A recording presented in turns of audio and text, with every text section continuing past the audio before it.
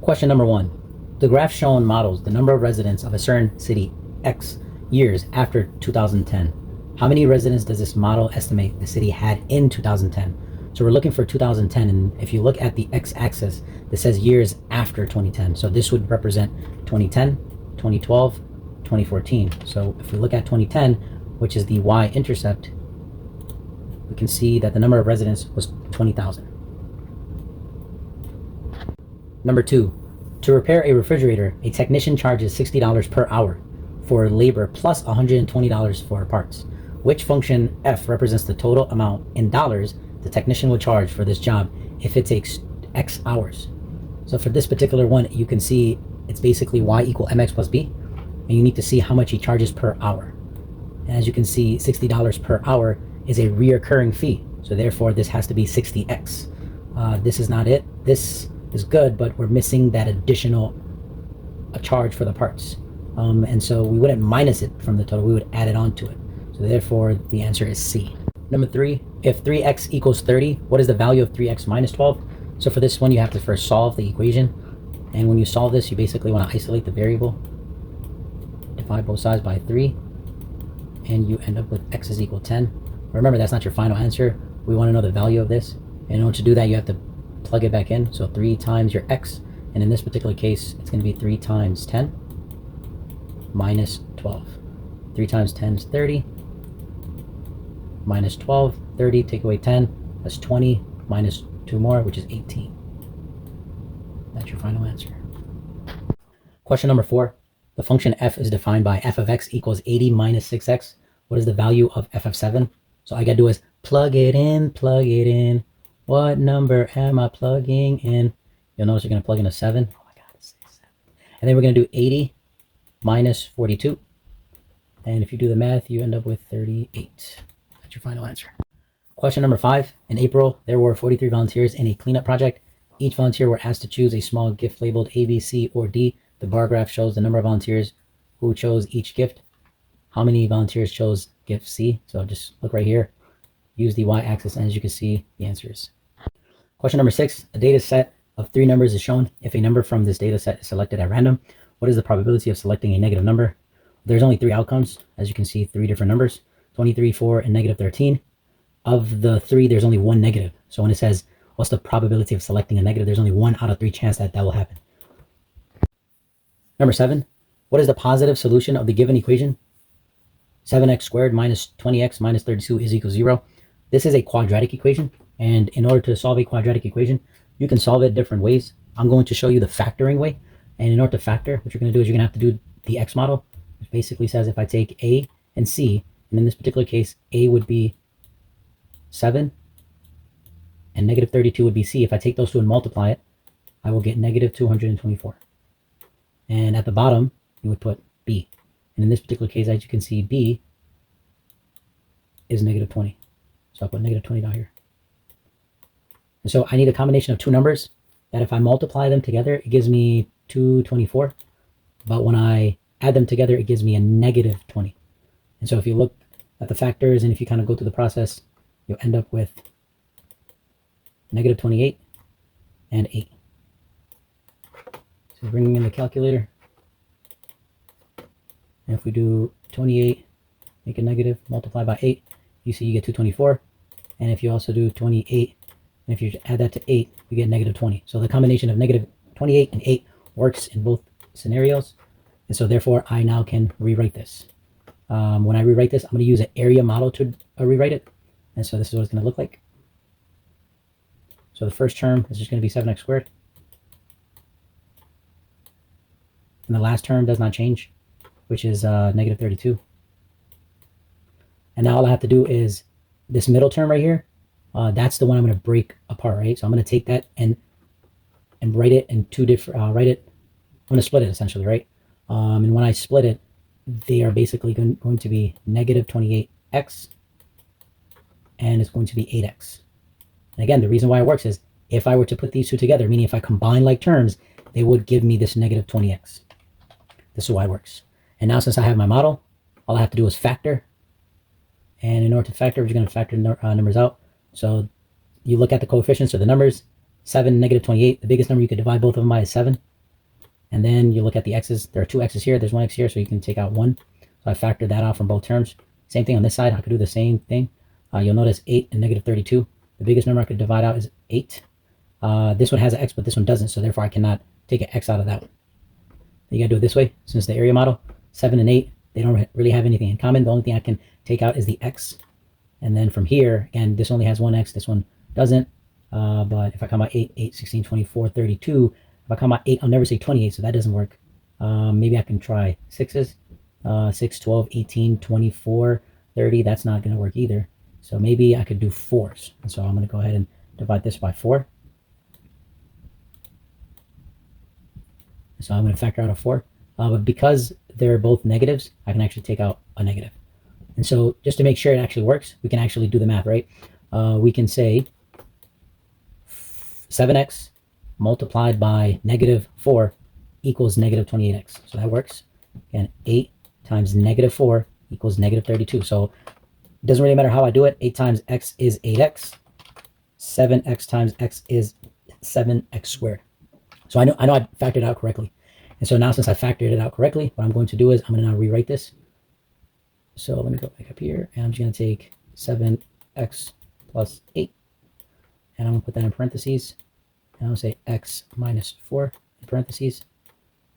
I said 4, not that weird. Whatever that happened. Then I got an equal sign equals 0. So as you can see, this right here has now been factored, and this is what it looks like. That's what happened to the left side. Now I'm not talking about the 0. The 0 stayed the same. Don't look at that side. Only look at the left side, you see. All right, and I did all that because of this, and then all of this, and all that good stuff, right? Okay, now what? We're still not finished because we still need a positive solution. All we did was factor that quadratic equation. All right, now you'll notice this stuff right here is being multiplied by that stuff, and it has to equal 0. Well, we know that if all of this would equal 0, it doesn't really matter what this is. It would actually equal 0. Vice versa. If all of this were to equal 0, it doesn't matter what none of this is. It would actually equal 0. So what we're going to do is we're going to go ahead and set each part equal to 0. And remember, we want the positive solution. So we always want the positive solution. And right away, think about it. If I subtract 8 on both sides, it's going to be 7x equals negative 8. You divide by 7, it's going to give you a negative answer. So I already know this is not going to be it. This part is going to be my answer. But let me just go ahead and just show you what I'm talking about. So I'm going to take this part right here, and I'm going to set that equal to 0. So x minus 4 is equal to 0. And if you add 4 to both sides, why would you add 4 to both sides? Because the king is there to make everything fair. That cancels out because additive inverse, your x is equal 4. That is your, oh God, this is the wrong color, guys. Try that again. That right there is your positive solution. Oh yeah. Number 8, the expression is equivalent to blank. So all you gotta do is look at this expression. Everything is being multiplied. And so I can treat it as multiplication. And according to multiplication, especially when it comes to the commutative property and the associative property of multiplication, I can multiply these in any order and it does not matter. And so therefore, I can take 8 and I could take 7 and multiply those together. And when I do that, I get 56. And I can also take the y and I could take this y and multiply them together. But y times y is just, well, y times y. I really don't know what the value of y is. So what I could do is I could write it as an exponent, y to the second power, because there's 2 of them. And so, as you can see, there's a couple more z's. Well, there's literally a couple, right? Couple means 2. And so I'll put a z right there, put a little line just to make sure no one thinks that it's a 2. And then I'll put squared. And so, as you can see, the answer is 8. Question 9. For a party, 50 dinner rolls are needed. Dinner rolls are sold in packages of 12. What is the minimum number of packages that should be brought for the party? So again, minimum. You have to bring this amount for us to have at least 50 dinner rolls. You're not going to have exact, because if you come by 12, you'll never say 50, but you can actually come up with the list, right? Like the first package will have 12, so that would be package 1, 12, then we have 24, then we have 36, then we have 48. This would be in total, think about how many packages, right? That's 1 package, that's 2 package, 3 pack, oh, what's wrong with 1 package? That didn't work out. You know what, I'll just do this. How about that? There you go. 1 package, 2 package, 3 package, and 4 packages. Now, oh my God, if you bought 4 packages, it almost worked, but you're going to be too short. Therefore, you need an additional package. I guess people can have extra dinner rolls. Come on now. It'll be cheap. You're going to a party. Question 10. What is the positive solution of the given equation? Well, to start off, I'm going to write x squared equals, and I'm not going to write 22 times 22 because I can actually simplify that, and that actually turns into 484. And so as you can see, I'm trying to get the x all by itself. I spy with my little two eyes what's happening to the x. X is being squared, so I have to do the opposite. The opposite of squaring a number is to take the square root. Again, whatever I do to the left side, I have to do to the right side, so it balances out. And as soon as I do that, what happens is the square root and the square part cancels each other out. Technically, when you do this, you have two different answers. You have the positive version and you have a negative version. What do I mean by that? Well, first of all, the square root of 484 is 22. But in order to get to 484, you could do positive 22 times positive 22, which gives you 484. Or you could be like negative 22 times negative 22 also gives you 484. And since this question is asking us for the positive solution, we are not going to put that minus. We're just going to straight up put x is equal 22. Question 11. In the right triangle shown, what is the value of a? So we are already given two values, right? So this is 13 degrees, and this is a 90-degree angle, so I can go ahead and put that in there. And we know that all triangles, if you add all three of the angles, it measures 180. And so if you already take 90 plus a 13, I mean, you already get 103 degrees, right? And so all you gotta do is add some other amount of degrees to get you to your 180 degrees. And so it's a basic problem where you just subtract 103 degrees on both sides, and you end up with x is equal to 77 degrees. So that'd be B. Number 12. Gabriella deposits $35 in a savings account at the end of each week. So that's something that she does every time. Kind of reminds me of slope, right? So if I want to write this as the shadow equation, I actually can. So this would be 35x. What is that? What is that? What is that? I meant to say 35x. And x is, every week. X represents the week. At the beginning of the first week of the year, there was already $600 in the savings account. How much money in dollars will be in the account at the end of the fourth week? So again, all I got to do is take this, copy paste, right? The only thing that I'm changing is this x right here. And that x, I'm going to make that into 4 because that's the fourth week. So if I were to replace that, that would be 35 times 4. And 35 times 2 is what, 70. If you double that, that would be 140. So we have 140 plus the 600 that she already had in the bank account.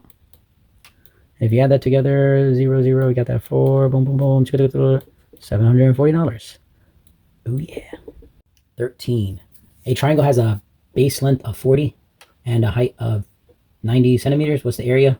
Well, in order to find the area of a triangle, it's half times base times height. Or honestly, you could do base times height and cut it in half. It doesn't really matter how you do it, but if we take the base, which is 40, right here, and if we take the height, which is 90, put 90 right here. And if we were to do the math, 9, that's going to give you 36. Add 2 more zeros. And you just got to cut that in half. And if you really know how to cut that big number in half, just think about 36. Half of 36, this part right here. Half of 36 is 18. Add the 2 zeros. And there you have it. The area of this triangle is 1,800 square centimeters. You gotta put that tiny 2. Don't forget the tiny 2. Number 14, for the linear function f, the graph of y is equal to f of x. And then they go on and tell you exactly what f of x is. And they're saying that it has a slope of 2. And so if they're telling me the information, all I gotta do is kind of match it up, right? Because I'm essentially looking for something like this. Something that looks like y equal mx plus b. And again, anytime you see f of x and y means the same thing. It's just a function notation, not a big deal. Right, so that part is swapped out. You'll notice the m or the slope is 2, so I'm just swap that out. The x stays, and then it says the y-intercept, right? So the y-intercept, obviously we care about not the x coordinate, but the y coordinate, and the y coordinate is -5. So therefore it's going to be -5. And if my eyes is not deceiving me, I believe it is C. Number 15. As you can see, this is a triangle. Which of the following is the closest length to the hypotenuse? Okay, in order to figure out the hypotenuse, you have to use the Pythagorean theorem, and that basically says a squared plus b squared is equal to c. By the way, that is an a. If you don't know how an a looks, that's how an a looks. At least that's how my a looks. All right, so that's an a, by the way. All right, and a and b can be swapped. It doesn't really matter because of the commutative property. It doesn't matter if I take 7 and 3 or 3 and 7. Since we're adding it, it doesn't make a big difference. But what I'm going to say is this is 3 squared, and this is going to be 7 squared. So A, B, and my C obviously is what I don't know. And obviously we're going to get to the closest one. We'll figure that out later, right? 3 squared is 9. Then we have, what's that? 7 squared is 49. Okay, let me change my color. Okay. Then we're going to basically do 9 plus 49, which is 58, equals C squared. Again, since we want to know what C is, you want to isolate the variable. So you do the opposite. The opposite of squaring a number is to take the square root. And that cancels out, leaving you with C all by itself. And the moment of truth, really don't know what that is. So I'm going to bring in my handy dandy calculator, and I'm going to say 58 squared. So as you can see, the square root of 58, the closest thing we get to that answer is C. 16. What is the slope of the graph? Y equals 5x divided by 13 minus 23. Well, again, understand you have to make it look like y equal mx plus b. What do you mean make it look like it, bro? It already is. Oh, my bad. Y equal mmxx minus. Oh, okay. So since it already looks like the shadow equation, all I got to do is identify the slope. And the slope is m. And that m would be the fractional part. And I think it's about, I think it looks like the m is 5 over 13. Number 17, the table gives you the perimeter of similar triangles, TUV, XYZ. All right, so because they're talking about 2 different triangles, I'm just going to draw 2 different triangles. Again, it doesn't have to be perfect, but just to get that visual of what we're talking about, I'm going to go ahead and draw those triangles. And then after drawing the triangles, I'm going to go ahead and be like TUV. So I'm going to say this is TUV, and I'm going to do XYZ, X, Y, Z. You'll notice I start at the top, went to the right side, went to the left, then towards the left. I did that on both of them, so it's consistent. So that way I have what we call corresponding sides. And now, as you can see, they are telling me that, what were they telling me? TU corresponds with XY. So TU, this part right here, TU, corresponds with XY. Duh, that's how we drew it. And the length of TU is 18. If this is 18, and if that corresponds to that side, then what we're going to do is we're going to look at the rest of the information. The rest of the information tells us that TUV, oh wait, we don't even need to look at that. It says the length of XY. Oh, what is the length of XY? And so all we have to do is set up a ratio. And so let me go ahead and grab this color. Boom. So I'm going to do the first triangle here. And I'm going to say this is the part that we're looking for.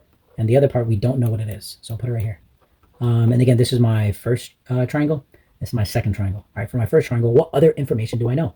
Well, for this particular triangle, which is TUV, I know that the perimeter is 37 length, whatever degree, whatever it says. All right, and I know on this side, we're talking about X, Y, Z. I don't know anything about what this mysterious angle is, but it definitely corresponds to that. But I do know that that particular one, the perimeter is 333.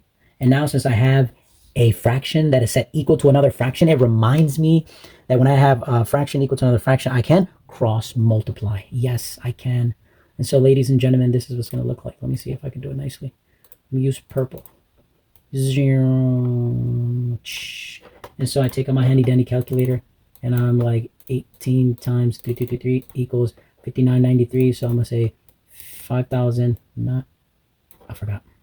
5,994. 5,994 is equal to the other stuff. Well, the other stuff, I don't really need a calculator. Here, let me get the original purple. Cross multiply 3 times 7, which gives you 37x. I'm trying to get x by itself. As you can see, I would divide both sides by 37. And if I divide both sides by 37, I can then isolate the variable. And oh my goodness gracious, that's exactly what I want. I want to know the unknown, and this is technically not x, it's actually xy, but whatever. I'm going to take my calculator one more time. Where you at? I'm going to take that number and I'm going to divide that by 37 equals 162. So I know if this side is this side is 18, and this side has to be 162 if they're corresponding, if these perimeters are accurate. And as you can see, the answer is Question number 18. The ratio 140 to m is equivalent to 4 to 28. And so what I'm going to do is I'm going to basically write this as a fraction. That'll be 140 to m, and its equivalent, so that means it's going to be equal to 4 to 28. Again, same concept. What you want to do is you want to cross multiply to figure out what's happening here. I'm going to do purple. So I'm going to multiply that. That's not really purple. I'm going to take purple. I'm going to multiply that together. And so we have 140 multiplied by 28 gives me 3920. So 3920 equals, and the other side, when I multiply that out, as you can see, it's going to be 4 times m, and that's just going to give me 4m. Then I'm going to divide both sides by 4 to isolate my variable, and then I'll know exactly what my m value is. Bring back my calculator, divide that by 4 equals, and there you have it, 980. Just double check. Yeah, 980. What's the value of m? 980. Question 19. The number of coins in a collection increased from 9 to 90. What was the percent increase in the number of coins in this collection? Well, in order to find percent increase, there's a formula that we need to know. And that formula is the following, right? To know what your percent increase is, you take your final value, subtract it by your initial value. And our final value in this particular case would be our 90 is our final value. So we would basically do 90 minus our initial value. Our initial value would be our 9. And so take that, and then we would divide that. 90 minus 9 equals 81. But remember, you have to now divide that by the initial amount, and the initial amount was 9. So 80. Oh, I need a calculator for that. And that becomes 9. Now, does that mean there was a 9%? No, because you have to also consider this right here. This right here is afterwards you have to multiply by 100. That's how you turn a number from a regular number to a percent. And so if you multiply that by 100, you get 900%. Question number 20. All right, so this is a system. And in order to solve this, we are going to go ahead and use substitution. And as you can see, y is equal to 1/7 x. We're going to plug that in right there. So when you do that, it basically becomes that right there. You want to isolate the variable, but the problem is variables are on both sides. What do? You say big bank takes little bank. In this particular case, the negative is obviously the little bank. So we're going to go ahead and add 1/5 x to both sides. So whatever you do to one side, you do it to the other side. You'll notice this side cancels each other out because they're additive inverse. And so it becomes 0. And on the other side, if you were to add these, remember, you got to make sure the denominators are the same. So you find the LCM, and the LCM turns into the LCD, and I ain't going to do all that. I'm just going to, just put the answer, which is 12 over 35x. I kind of did it already on the side of the paper, bro. I'm trying to do all that. Look at you. All right, now, since the variable is on one side, I try to get the variable by itself. And so in this particular case, I would multiply by the reciprocal, right? And so the reciprocal of 12 over 35 is 35 over 12. And again, if you're going to multiply that on this side, you have to do it to the other side to make sure everything is in balance. Once you do that, the rest is pretty history, right? Boom, boom, boom, cancels out. 35 divided by 35 is 1. And so we have x is equal to, if you take anything and multiply by 0, I mean, it's going to be 0. So as you can see, the value of x is b. Question number 21. A sample of a certain isotope takes 29 years to decay to half its original mass. The function is given. Give the approximate mass of the isotope in grams that remains t years after 184 gram sample starts to decay. Which statement is the best interpretation of S of 87 is equal to 23 in this context? All right, so the first thing we need to understand is t represents years, right? And so I'm going to go ahead and just write that on the side. T is years. That's the first thing we need to know. And what else do we need to know? What else can we do with that information? Well, we also know that the function is S of t, right? And the way that it's usually written is not S of t, it's S of t. And that's how you read that. And so if that's the case, you'll notice in our problem, they are giving us S of 87. Meaning, if I were to replace the time with 87 years, essentially what that means is we're going to go ahead and say S of 87, meaning in 87 years, our sample size for our mass will be 23. And so after 87 years, we will have our isotope, the mass of it will be 23 grams. So once you break down this problem like that, grams with an S. All right, once you break that down, honestly, if you kind of read through the the questions or whatever the answer, it's basically going to be A. Number 22. All right, for number 22, it says to study fluctuations in composition samples of pumice were taken from 29 locations and cut into shape of a cube. The length of the edge of one of these cubes is 3 centimeters. This cube has a density of 0.23 grams per cubic centimeters. What is the mass of this cube in grams? All right, so the first thing we want to do is we want to visit science class and be like, mass is divided by volume, and that is how you get your density. All right, so using this formula, we're going to go ahead and plug in the numbers that they gave us. And so the first number that they gave us was the, where is it at? The length of one side of a cube. Well, we all know that a cube, all right, that looks kind of like a cube. And then you got the little lines, boom, boom, boom, and boom. And they're telling us that one of the side length is 3 centimeters. You have to understand, if it's a cube, that means it's perfect, right? All sides are exactly the same. So I could say the length, the width, and the height is 3 centimeters. And so I can actually generate my volume. And so my volume in this particular case would be 3 times 3, which is 9. 9 times 3 is 27. So what I'm going to do is I am going to go to my formula.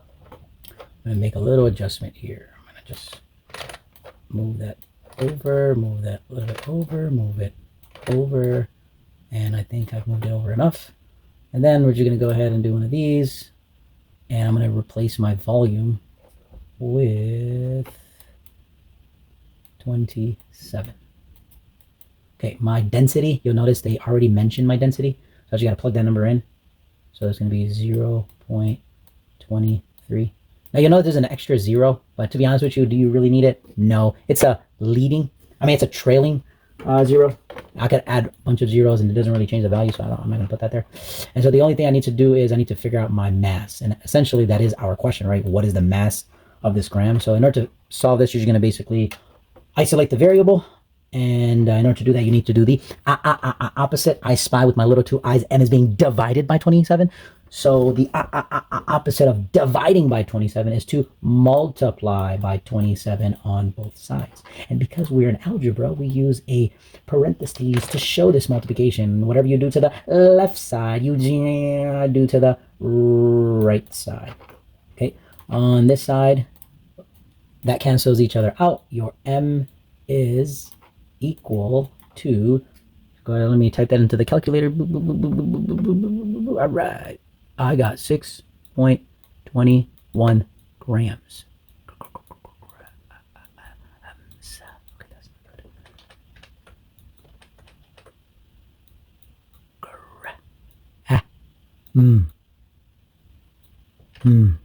God, I can't get my M right. Grams. All right. Number 22, the graph of a system of linear equation is shown. What's the solution?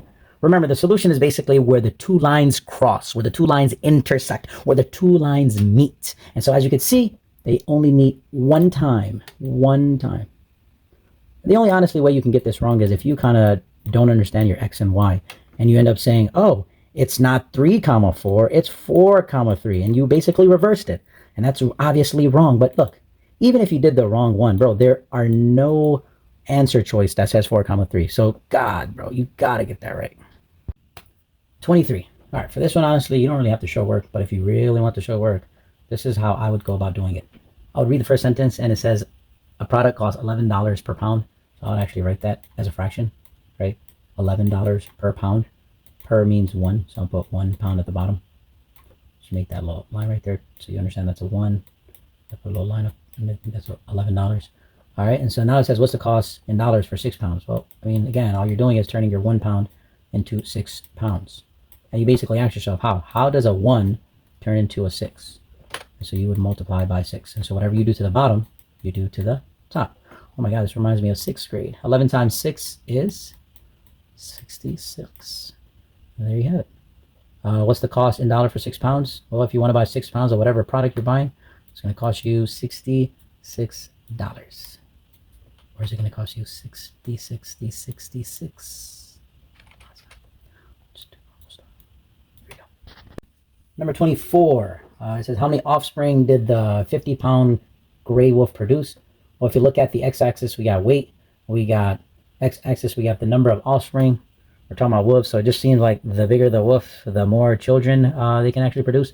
And since they're asking about 50-pound wolf, so you got to do is look at the x-axis, kind of like look right here, and then line it up with the y-axis, and there you have it, ladies and gentlemen. 25. All right, we're talking about monkeys in a sanctuary. That means they get fed well, they eat well, and they're safe, and they do not have any predators, and so they're babied in this society, or in this little whatever we've created. All right, so let's look at this. It said how many more vervets are in this sanctuary than mandrills. And so, I mean, it's a simple looking at the chart, looking at the y-intercept. As you can see, for the mandrills, there are 5 of them. And for the vervet, there are 11 of them. And it says how many more. Well, you just got to like, how many more do you need to go from 5 to 11? Well, it's just 6, right? All right, question number 23. It says find the value of x. So basically solve the equation essentially. So in order to solve, we need to simplify the left side. And in order to simplify the left side, you first need to do the distributive property. And so you multiply by the number on the outside. So we can bring down the 3x because nothing happened to the 3x. But we did some math. And after doing the math, you'll notice we have 5x. So we have 5x. And then we have plus 20. And that is going to equal 76. Once we do that, we then have to combine like terms, and in this particular case, as you can see, the 3x and the 5x are from the same tree. They're from the x tree, and so 3 xylophone plus 5 more xylophone will give you a total of 8 xylophone. Then you would add that to 20, and that should equal 76. Then you want to do first undo addition or subtraction, and so you minus 20 on both sides, and you end up with 8x equals, do the math, what you're saying, do the other one, yo, that's a 20. All right, that's better. Okay, and the final step, you're going to go ahead and divide this out. So divide that by 8, cancels out. Your x is equal to 7. Number 27.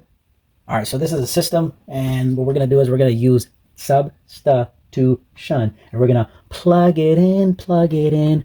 What number am I plugging in? You'll notice I'm plugging in 4. And so I'm going to rewrite my equation. So I'm going to make it regular color so you could see what I did here. So x equals y. But remember, we said y was 4, so we're going to replace it with 4, and we're going to plus 6. And so I just got to simplify this expression on the right side, and that's going to be 10, and my x is 10. Oh, that's it, I guess. Okay, number 28. The function f is defined by this particular function. What's the value of f of x when x is equal to 17? And to be honest with you, all I'm going to do is I'm going to take this, I'm going to copy, paste, and I'm going to bring it down here, and the only thing that I'm going to change, oh snap, my eraser is red.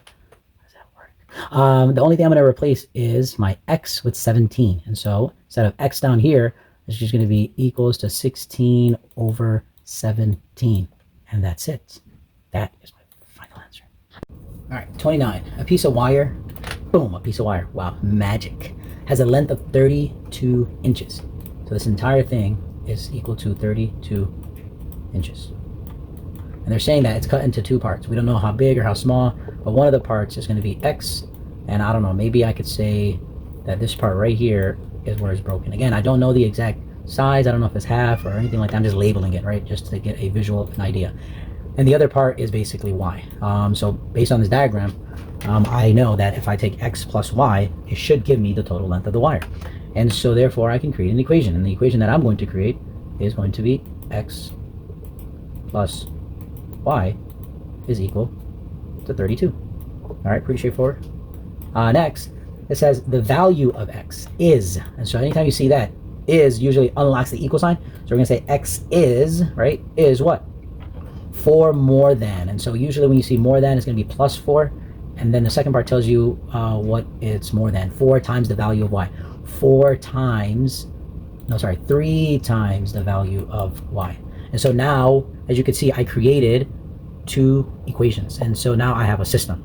And so with any system, what you're going to do is you're going to solve it using a certain method. We're not going to graph.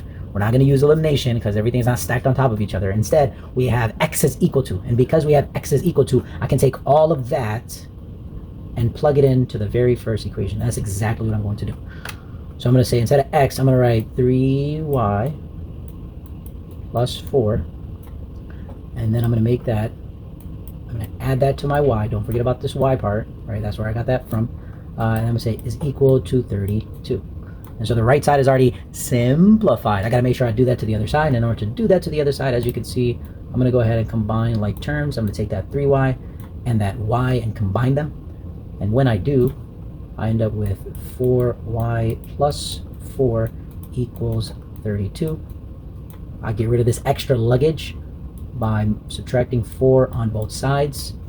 So I'll just do that. Copy, paste it on the other side.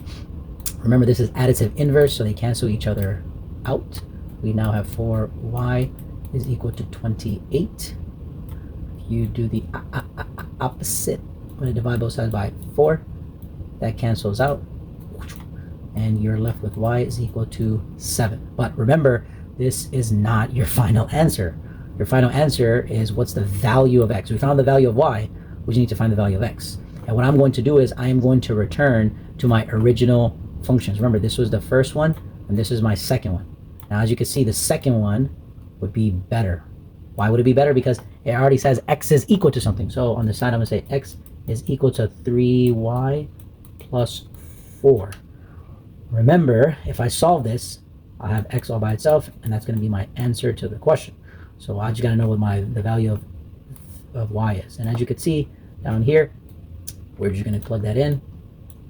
Okay, I said we are going to take this and plug it in. So that'll be 7. Is it raining outside? Yo, it's hailing outside. Yo, no way. Look, you can't see it. Can you see it? Can you hear it? What about the floor? Can you see it on the ground? You see those little hills? Yo, that's crazy. Oh my God. It's a beautiful scene. All right, let's go back. Let's go back. What are we doing? What are we doing? My bad. All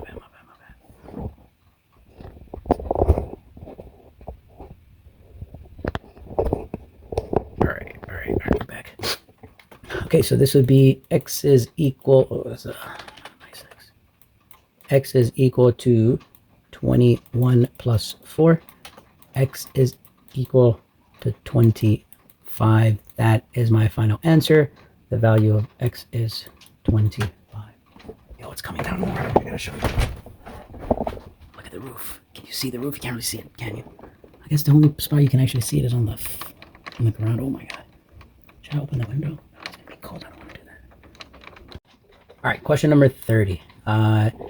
21 is 21% of what number? All right, when you're doing this, because you're talking about percent, you could always use this right here. Part over whole equal percent over 100. And so we're just going to go ahead and replace things. So we'll put the equal sign. The 100 does not change. It's always going to be out of 100. The percent goes on top. And at the bottom, we're going to go ahead and put x, because we don't know what our whole is of what number, right? Usually the word of unlocks the whole. And so we're looking at 21 as our part. And so it kind of seems pretty silly, because that 21 is equal to 21, then, I mean, it's kind of self-explanatory. If 21 is equal to 21, then x has to equal 100. So the answer is 100. All right, question number 31. We are asked to find the y-intercept.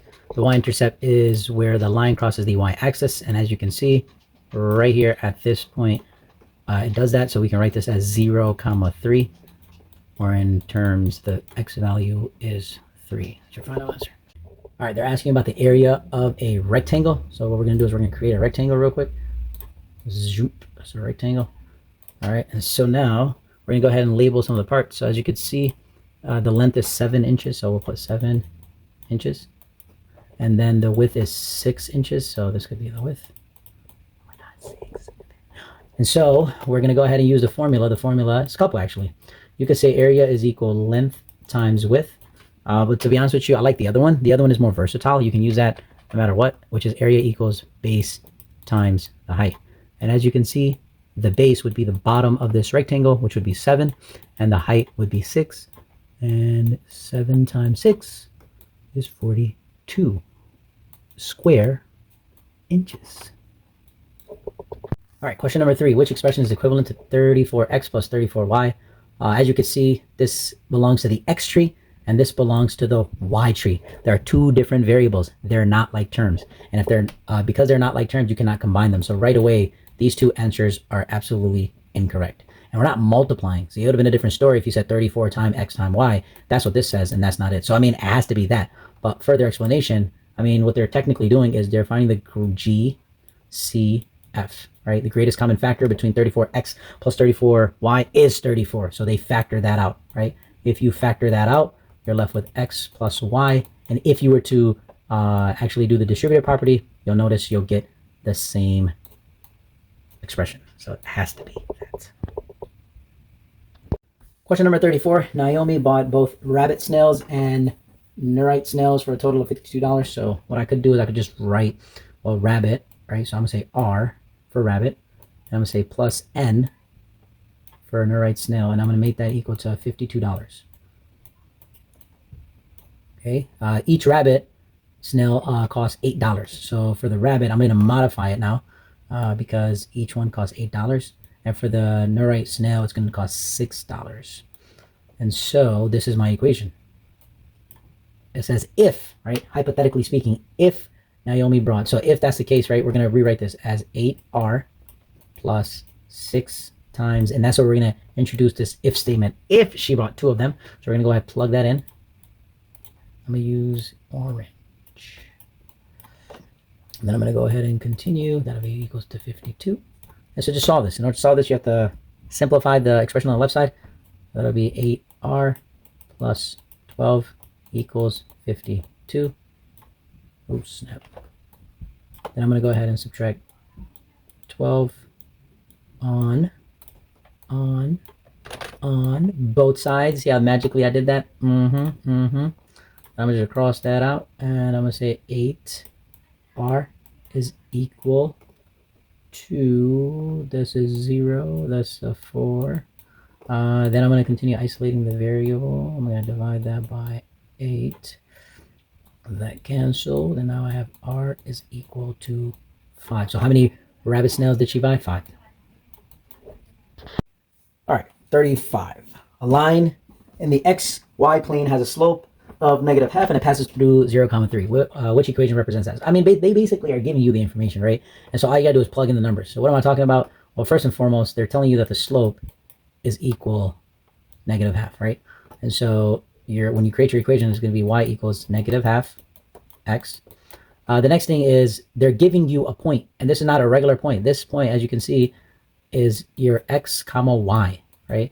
And so because the x is 0, that means this is a y-intercept. They're giving you the b, and so the b is a 3, so it's going to be a positive 3.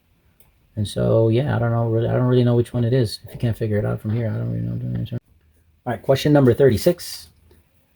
During spring migration, a dragonfly traveled a minimum of 1,510 miles. So right there is what I'm going to use that information to create an inequality, right? So I'm going to use D for dragonfly. So I'm going to say the dragonfly did a minimum, meaning that number or more, right? And so it's going to be D is greater than or equal to 1,510 miles.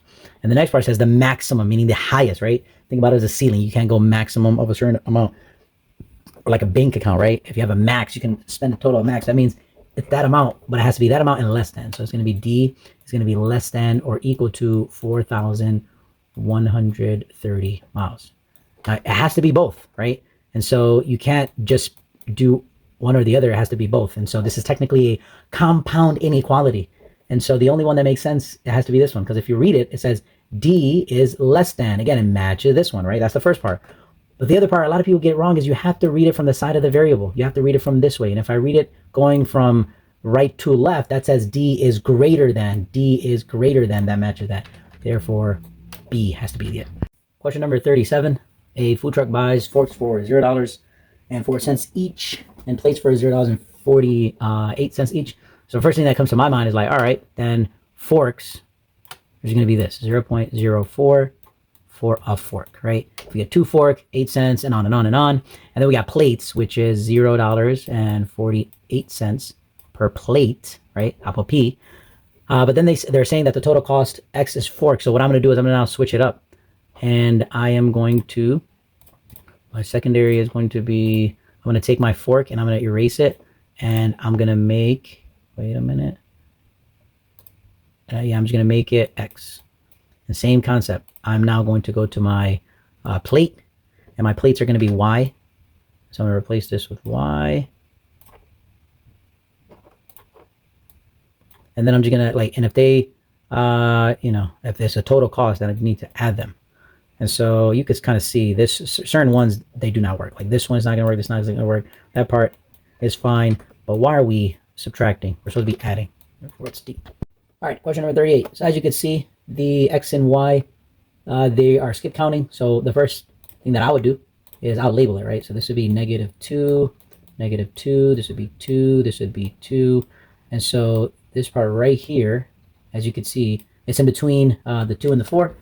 So the y-intercept is 3. But, be very careful. They are not asking you about the y-intercept, which is usually the case. Instead, they are asking about the x-intercept. And so, but even if you found the y-intercept, bro, there is no answer choice that gives you a 3. So you can't make that mistake. You read it again, you look at it carefully and be like, oh, bro, just crossing at -12. So you can't pick that. Like, come on now, right? You gotta do it. All right, question number 39. They're giving you an equation and they're telling you that this gives you the perimeter of the rectangular rug. That is, the length is X. So what I'm going to do is I'm just going to box this, right? That's my X. And they're saying that my width is Y. And basically what I want to do is I want to take this equation and I want to rewrite it. So after rewriting it, I'm now going to go ahead and plug numbers in. I'll plug numbers in that they gave, right? And what number did they give? They said that the width is 8. And as you remember, the width is my Y value. So what I'm going to do is I am going to rewrite everything. 46 equals to 2x plus y, but I'm not going to put 2 times y. Instead, I'm going to put my 8. And so if I do this, you'll notice there's an unknown variable, and that unknown variable is x. And we know that my x is actually my length, and that's exactly what I want to find. So if I just solve this equation for x, then I'll know what the length of this rug is, and I'll buy it, and then my mama will be happy. Yay. Isn't that what we want to do? We just want to make our mom happy. 8 times 2 is 16. You would isolate or do the opposite. Copy, paste, boom, boom, boom. Go back here, cross that out. We have 2x is equal to half of 30. Half of 30 is just 15. So we can therefore say the length is 15 feet, period. Question number 30. This is a dot plot. As you can see, the number of bursts is represented at the bottom. And so what we could do is we can actually generate a list of numbers based on our dot plot. So there are 4 dots on top of 1. So that'll be 1, 2, 3, 4. And so these are eruptions, right? And the number of bursts per eruption. And so 2 would be 5 of them. So 1, 2, 3, 4, 5. 3 times was two of them that did 3 burst, and one time it was a 4 burst, and one time it was a 5 burst. And so the question is basically asking if we were to have an additional eruption, but this eruption had 11 bursts, which is insane, right? If we had 11, right? And obviously you could tell that this would be considered an outlier, right? Because usually it doesn't do that much. And when it does, if we just look at this part of the data without the 11, you could see the middle would essentially be, here, let me see if I could take a crayon and do something like this. Look, 3 numbers here, 3 numbers here, 4 numbers, 5, 5, 6, 6. As you can see, our middle number is 2, right? So our median is 2. Even if we add one extra number, I mean, what's that going to really do? So what it is going to do is we're going to do 1 here, and we're going to do 1 here, and the middle is still going to be 2. So the median is not going to change, right? So if we add an additional number, especially the number 11, the median is not going to change. Instead, what's going to happen is, because this number is an outlier, a really big number is going to drag the average higher. And in this particular case, average would be your mean. And so what would change from the original data set? Only the mean. The mean is the only thing that's going to be affected by it. The median is not going to be affected by it. So therefore, 2. So C is the only thing that would actually make a difference if we added this extra number in our data set. Okay, number 41. Number 41, a participant in a bicycle race completes the race with an average speed of 24,816 yards per hour. Okay, I don't think anybody ever measures yards per hour, but let's see what this is talking about. What is the average speed in miles per hour? Okay, that's what we want. And luckily, you'll notice they gave us that 1 mile is equal to 1,760 yards. So honestly, we could just divide it. But if you want me to show you a conversion, I'm going to go ahead and do that now. And so the conversion that I'm going to do is I'm going to use what we already know. And so we know this information right here. And so I'm going to go ahead and write that as a fraction. So that's going to be 24,816 yards, right? And we can travel that in 1 hour. So I'll put 1 hour. And this has to equal, right? Has to equal what we know. What do we know? Here's another piece of information that they gave us. And because we're trying to convert one unit to another unit, we want to make them cancel. And so remember, if a number is at the top and if a number is at the bottom, it cancels out. Well, same thing when you're converting things, it also cancels out. So if yards is at the top, well, we're going to put yards at the bottom, right? And so I'll put yards at the bottom. And so in this particular problem, what's the yards? 1,760. 1,760 yards. And what's the comparison? It compares to 1 mile. Here's the beautiful part. The beautiful part is that when you multiply these out, guess what happens to the yards? They cancel each other out because yards divided by yards cancels out. And look at the top. This is the part that's pretty cool. What's left over? Well, I mean, we have 24,000, right? 24,000 times 1 is just still 24,816. But the magical part that I really want you to look at is, look at the units. Dude, there's only miles at the top. So you put miles at the top. And same thing, miles with an S. And we have 1 hour, right? That's just 1 hour. So you'll notice the units are now miles over hour, miles per hour. That's essentially what we want, which is going to be 1760. And like I said, you have to divide this out to get that unit rate, right? And if you don't remember from 6th grade, we said, in order to find a unit rate, you look at the denominator and you divide by the denominator. So what I'm going to do is I'm going to take this, copy, paste it, put it right here. Then I'm going to go ahead and use red just to show you what I'm doing at the bottom. I'm dividing the bottom by 1,760. Whatever I do to the bottom, I do to the top. And so if I do the bottom, what's going to happen is at the bottom, you're going to have 1,760 divided by 1,760 is going to give you 1 hour. And 1 hour, how many did that person do? So I'm just, okay, based on my calculations, so I can actually use the calculator on the side. It's actually going to be 14.1 miles. That makes more sense. That is so much better. Because now I know in the race, he was riding his bicycle on average 14 miles per hour. Can you beat him? I don't know. 14 miles per hour? All right, question number 42.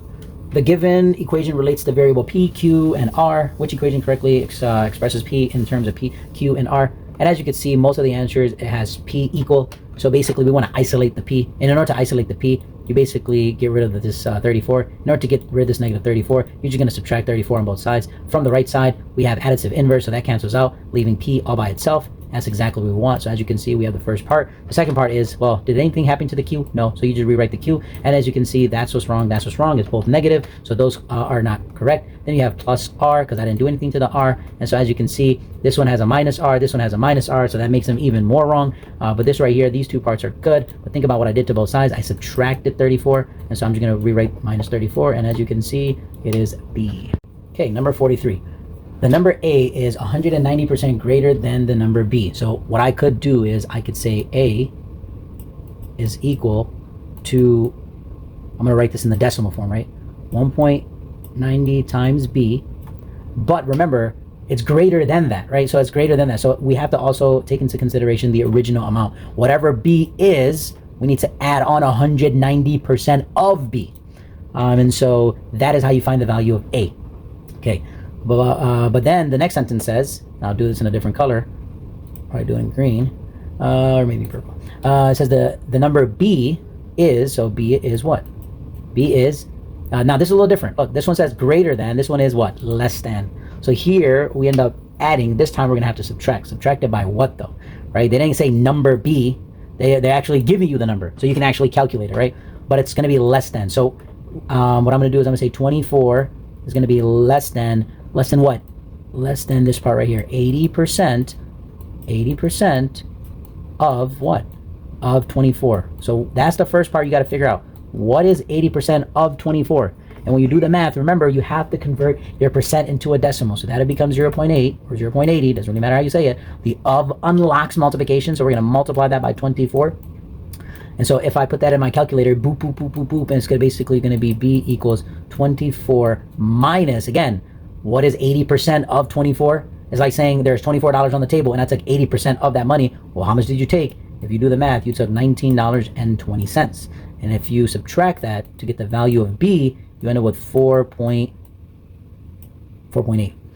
And so now all you have to do is plug that in. But I mean, think about it. Are you going to take that? Are you going to take this number and plug it in here and plug it in there? I mean, you could. Ain't nothing wrong with that. But I'm saying, like, couldn't you do something else? What do I mean by that? Well, if you look at this expression, can't I simplify this? Why can I simplify? Well, both of them has a b. Well, how can I simplify? Well, that has a that and that has a that. So can I just add those two together? Sure, yes I can. So that would be a is equal to, again, you're just taking the coefficient and adding them, right? 1.90 plus 1 is just 2.90. And all I did was combine like terms. And now I'm going to say a is equal to 2.90 times b. But I don't want to write b, right? Because I know the value of b, and we know that b needs to be replaced. Or what we're going to do is we're going to plug it in, plug it in. What number am I plugging in? I'm plugging in a 4.8. And again, we are multiplying. And if you multiply this out, your a is going to equal... All right, based on my calculation, I found it to be 13.92. Yes.